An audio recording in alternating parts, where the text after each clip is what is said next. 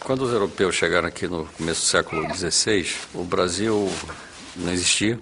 Eles encontraram uma terra densamente povoada, ao contrário do que se imagina, por populações na costa brasileira muito semelhantes entre si do ponto de vista da língua e da cultura, ao longo de quase toda a costa brasileira, que vieram a ser conhecidos como Tupi, Tupi-Guarani.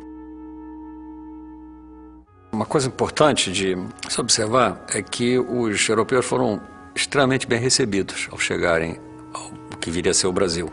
Os europeus foram muito bem tratados, desde a Carta do Caminha se pode ver isso.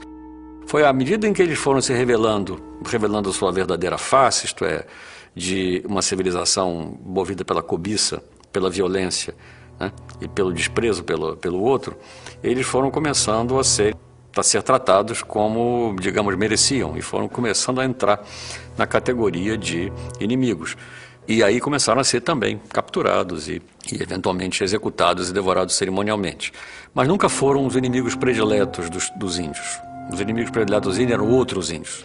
Os europeus estavam ou muito abaixo ou muito fora do sistema, digamos, da humanidade verdadeira definida pelos índios.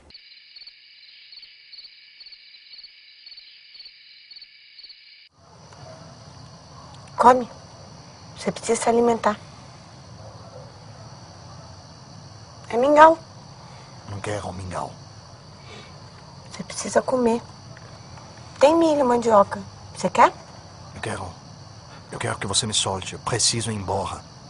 Preciso ir embora. Por que vocês estão fazendo isso comigo? Que nós vamos te comer. Piatã vai arrebentar tua cabeça com a Ibirapema. Vou chorar sua morte. As mulheres vão passar o seu sangue nos meus seios, para que meus filhos conheçam o sabor do inimigo. Depois nós vamos jogar água fervendo no seu corpo, tirar sua pele e repartir as partes. As velhas vão beber seu sangue, as crianças comem os intestinos. E eu gosto dos dedos. Vocês não podem fazer isso comigo. Podemos sim, porque você é nosso inimigo. E comendo você, conquistamos a sua força. Eu não sou inimigo. Quantas vezes eu preciso repetir isso, pelo amor de Deus? Eu não sou francês. Eu não sou Maír. Eu sou alemão. Eu sou amigo de português. Amigo de Peró. A guerra indígena é uma guerra bastante diferente, sobretudo a guerra praticada pelos índios Tupi-Guarani da costa brasileira, bastante diferente nos seus objetivos, e na sua filosofia em geral, do que a guerra europeia. Em primeiro lugar, era uma guerra cujo objetivo não era principalmente territorial, não era principalmente de conquista territorial, mas era motivado por um outro tipo de lógica mais próxima da lógica do duelo, da vingança e da vendetta e da busca de glória, da busca de honra. Os índios que habitavam a costa brasileira, os da família Tupi-Guarani, tinham a antropofagia como um elemento fundamental do seu complexo ritual. De um complexo que era ao mesmo tempo ritual e guerreiro. Então o que você tinha era uma antropofagia guerreira, isto é, os Tupinambá comiam ritualmente os seus prisioneiros de guerra. Então eles não comiam qualquer pessoa e não comiam porque estavam com fome. Eles capturavam, executavam e devoravam cerimonialmente os prisioneiros de guerra. Mas a guerra enquanto tal, a guerra e a execução cerimonial dos prisioneiros eram temas absolutamente vitais para a constituição da pessoa tupi. Era um rito de passagem, era um rito de acesso do adolescente à idade adulta. Um homem só podia casar depois de ter morto um prisioneiro cerimonialmente. Portanto, o homem só podia ter filhos, oficialmente, depois de ter morto um prisioneiro. Ou seja, a própria reprodução física da sociedade, nesse sentido, dependia desse sistema ritual de captura e execução de prisioneiros de guerra.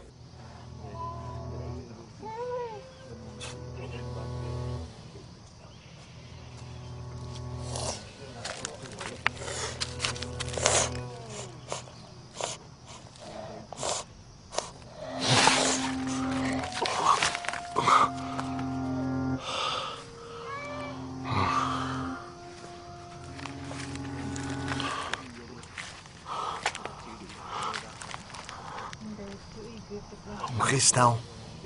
Um cristão! Obrigado, meu Deus. Obrigado por mandar um cristão para me salvar desses infiéis. Por esse milagre eu te agradeço.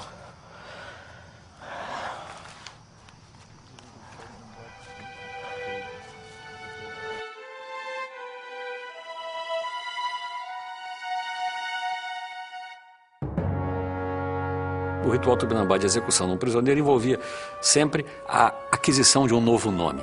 E no caso adolescente, do seu primeiro nome de adulto. Quanto mais nomes você tivesse, mais signo de que mais prisioneiros você havia matado, mais prestígio você tinha.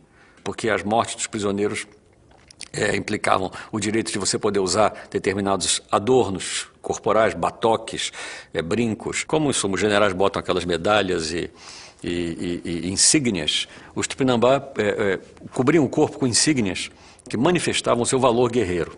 Haviam homens, como diziam os cronistas, os missionários, com mais de 100 nomes.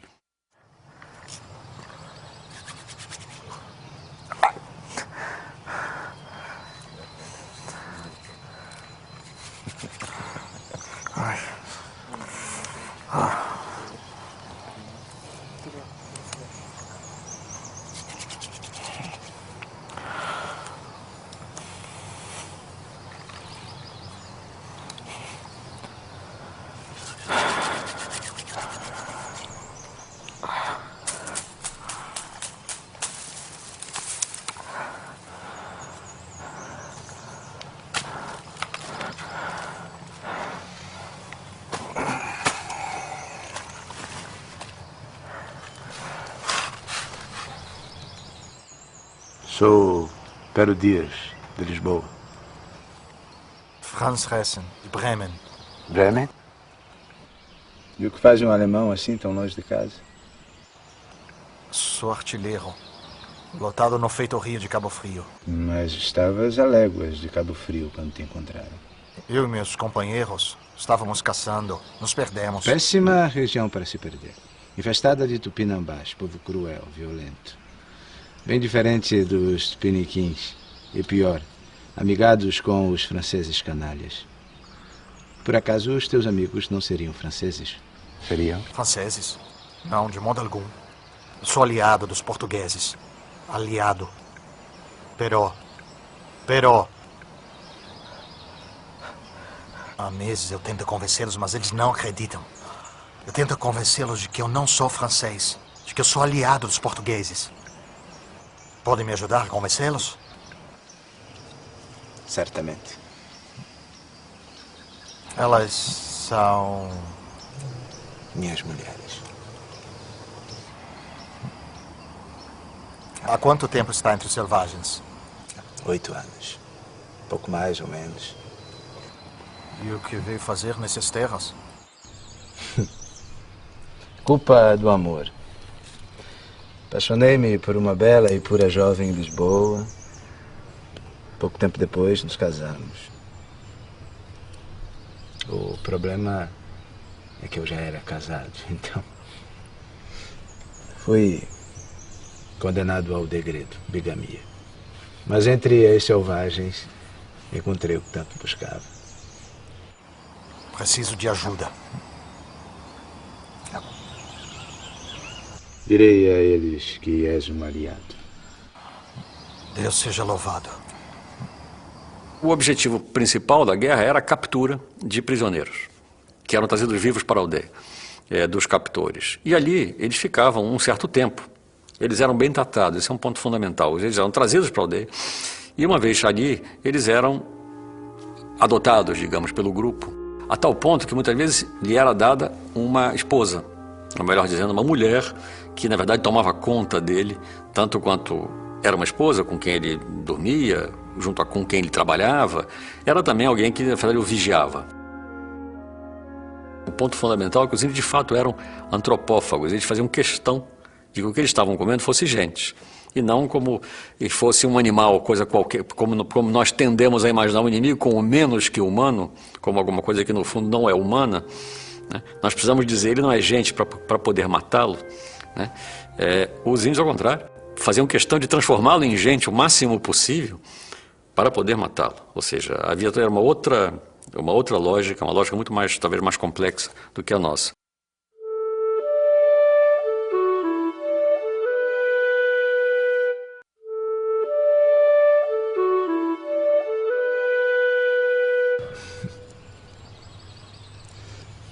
Mas eu estava cá a pensar, se te livro de seres devorado, é óbvio o teu lucro.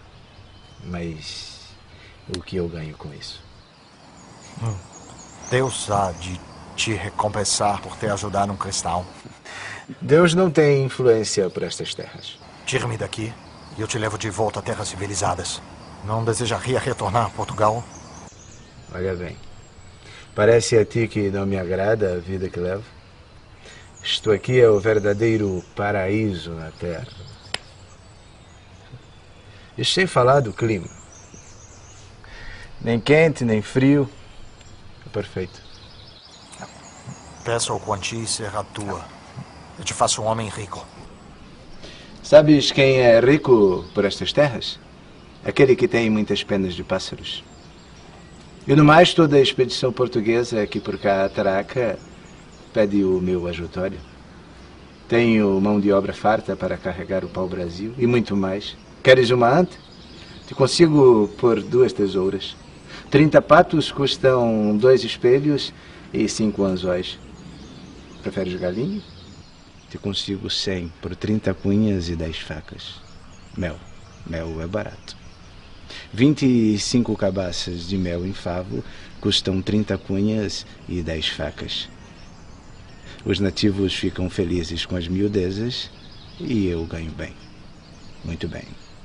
De modo que precisarias me oferecer uma fortuna para valer a pena. Pois eu ofereço. Eu ofereço. Eu tenho fortunas imensas. Incalculáveis. Estão aí contigo? Eu não consigo ver nada.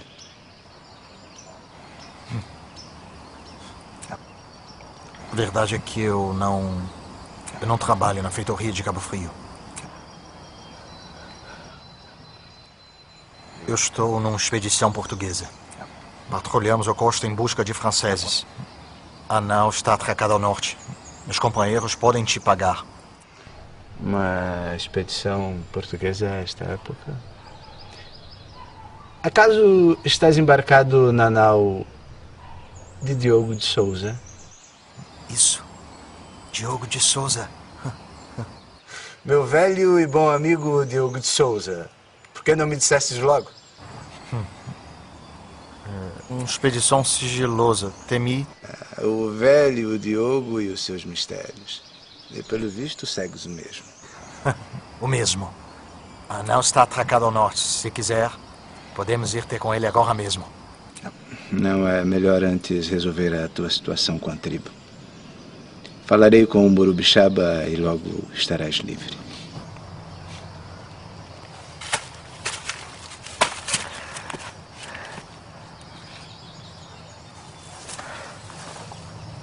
Senhor, protegeu-me até agora. Continua meu protetor. Das profundezas do infortúnio, rogo por ti. Me ajuda a sair dessa desgraça para um final bem-aventurado.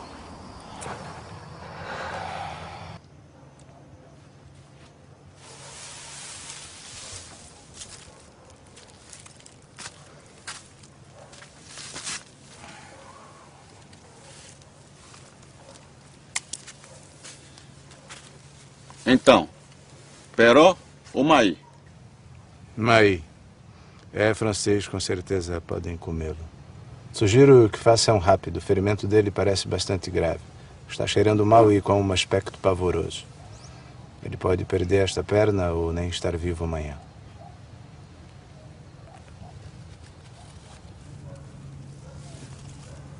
Cacador? O prisioneiro era, como eu disse, humanizado, socializado, naturalizado dentro do grupo, casava, tinha filhos, eventualmente, com essa mulher que cuidava dele. Mas chegava um momento em que ele devia ser executado.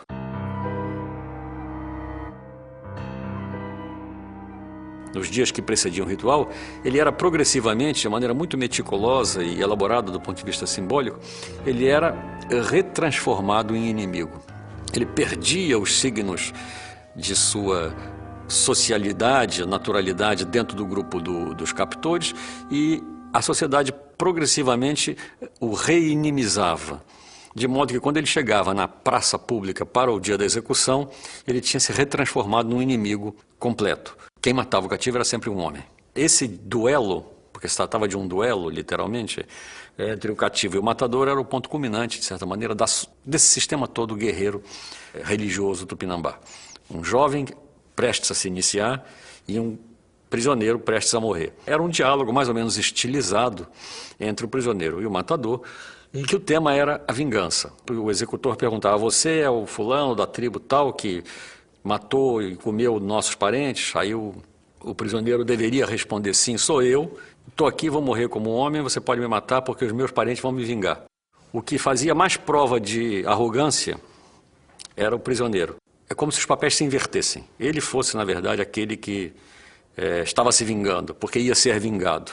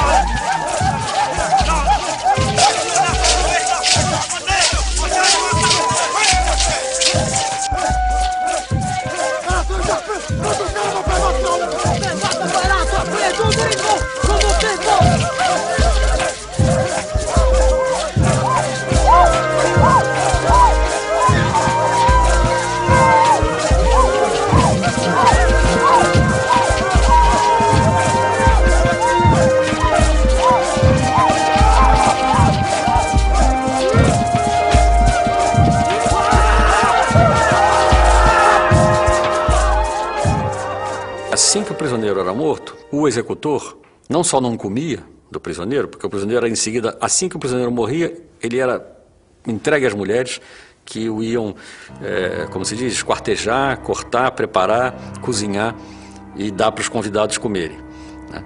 Eu lembro que havia, como eu disse, milhares de convidados, e às vezes era um prisioneiro só, ou seja, a quantidade de carne não chegava a ser exatamente, não se tratava de um churrasco, ao contrário, era uma coisa, do ponto de vista substancial, alimentar, absolutamente insignificante. O importante era o valor simbólico, era muito mais parecido com a Eucaristia nesse sentido, mal comparando, ou talvez nem tão mal comparando assim, do que com um churrasco doméstico. A ideia de que esse processo deveria ser interminável, né? Porque a sociedade toda se movia, andava em torno dessa cerimônia, né? É ela que fazia o tempo, de certa maneira, andar para frente. Eu precisava matar um inimigo para poder ter filhos, meus filhos que vão me vingar quando eu for morto na guerra, e assim o processo ia andando. Você prometeu que ia me salvar. Meu grande amigo Diogo de Souza morreu faz 3 anos. Eu vou morrer, mas os meus aliados vão vir me vingar. Os franceses e os tupinambás vão matar e devorar cada um de vocês!